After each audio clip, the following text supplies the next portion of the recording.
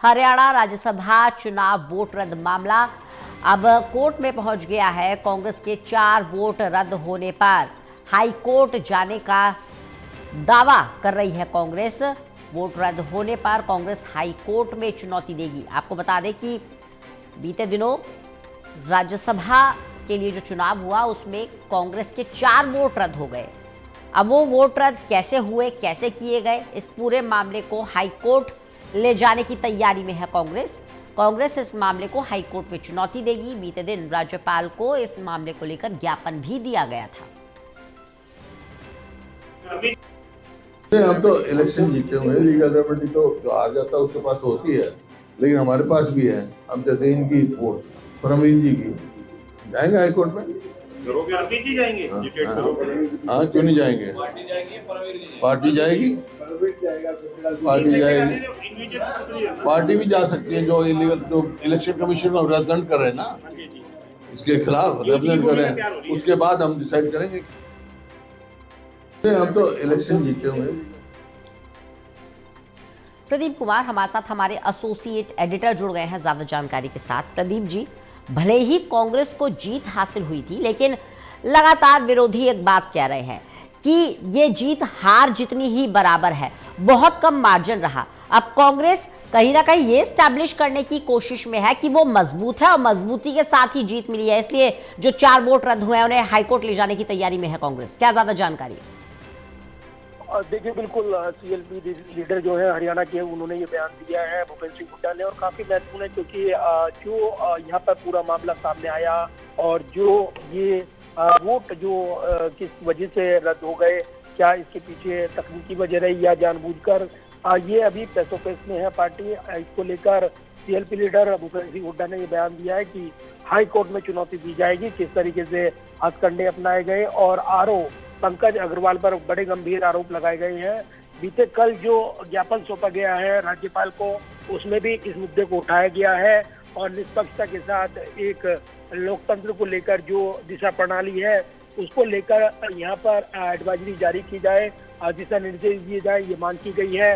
तो रंजना, पूरी तरीके से जो जानकारी मिल रही है वो ये जानकारी भी है कि इस बीच जबकि यहाँ पर 5वें विधायक को भी नोटिस दिया गया है, सो कॉज नोटिस, जिसमें जो विधायकों ने क्रॉस वोटिंग की थी, यानी रेणु बाला, सेली चौधरी, मोहम्मद इलियास, मोहम्मद इजराइल, ये 4 नाम पहले आ गए थे सामने। इसमें एक नया नाम जुड़ा है, रतिया से जो विधायक हैं यहाँ पर, उनको नोटिस दिया गया है, जनरल सिंह को। इसके अलावा जो 4 विधायकों के वोट रद्द हुए हैं, क्या तकनीकी वजह रही, जानबूझकर उन्होंने फोल्ड नहीं किए थे, ये अभी जांच पड़ताल चल रही है। लेकिन पार्टी से जुड़े सूत्र ये दावा कर रहे हैं कि इनमें से 3 को नोटिस देने की तैयारी पार्टी ने की है। फिलहाल इस बीच भूपेंद्र सिंह हुड्डा जो सीएलपी लीडर हैं, उन्होंने इस मामले को हाई कोर्ट में चुनौती देने की बात कही है। तो कहीं ना कहीं ये मामला अब राजनीतिक तौर के अलावा भी कानूनी दांव पेचों में उलझेगा और इसको लेकर एक राजनीतिक लड़ाई के साथ साथ कानूनी लड़ाई में तब्दील करने के लिए कांग्रेस आगे कदम बढ़ाएगी, ये इशारा करते हुए भूपेंद्र सिंह हुड्डा ने ये बयान दिया। बिल्कुल प्रदीप जी, देखिए कई मायनों में अगर देखा जाए तो ये काफी अहम भी हो जाता है, क्योंकि हरियाणा कांग्रेस जिस खेमेबाजी में बटी हुई है वो किसी से छुपी हुई नहीं है। बावजूद इसके अपने आप को मजबूत विपक्ष के तौर पर जिस तरह से भूपेंद्र सिंह हुड्डा के नेतृत्व में कांग्रेस पेश कर रही है, ऐसे में अंदरूनी मजबूती भी दिखानी होगी। वोट हमारे साथ थे, नंबर पूरे थे, ये दिखाना होगा, क्योंकि जीत के बाद सुना था हमने, सीएम सैनी कह रहे थे किस तरह से कि बहुत कम मार्जिन से जीती है। इस जीत को कोई जीत नहीं कहेंगे। जी बिल्कुल, और जिस तरीके से ये पूरा घटनाक्रम हुआ है, जो रंजना हम देख रही है, हरियाणा में एक सीट मिलनी थी, एक बीजेपी को और एक कांग्रेस को। ये पहली आंकड़ों में तय था, लेकिन जिस तरीके से एक उम्मीदवार सतीश नांदल को चुनाव मैदान में उतारा गया और जिसमें निर्दलीय भी विधायक रहे और जो आईएनएलडी के थे उनके समर्थन से, लेकिन फिर वो वोट नहीं दिया, उन्होंने बात नहीं बन पाई। उनको खरीद को लेकर ये तस्वीर यहाँ पर रखते हुए आरोप लगाए गए।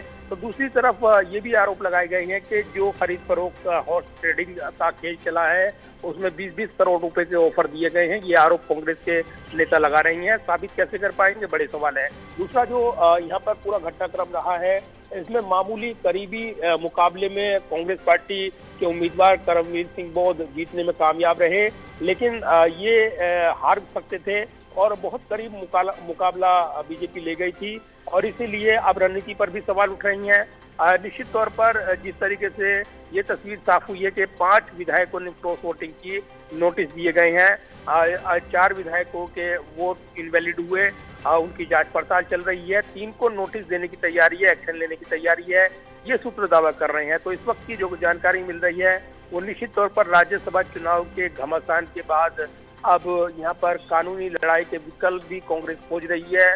भूपेंद्र सिंह हुड्डा का ये बयान अपने आप में काफी कुछ बयान कर रहा है, जब वो कह रहे हैं कि जो इनवैलिड वोट हुए वो आरोप के इशारे पर सत्ता बल धन बल का इस्तेमाल किया गया, इसलिए कानूनी चुनौती इसको दी जाएगी। अब कितना इस पर मंथन होगा, कैसे आगे बढ़ेगी पार्टी, ये बड़े सवाल है। लेकिन एक नई राजनीतिक लड़ाई छिड़ गई है और दूसरी तरफ बीजेपी ये कह रही है कि कांग्रेस अपना घर नहीं संभाल पा रही है, उस पर आरोप लगा रही है।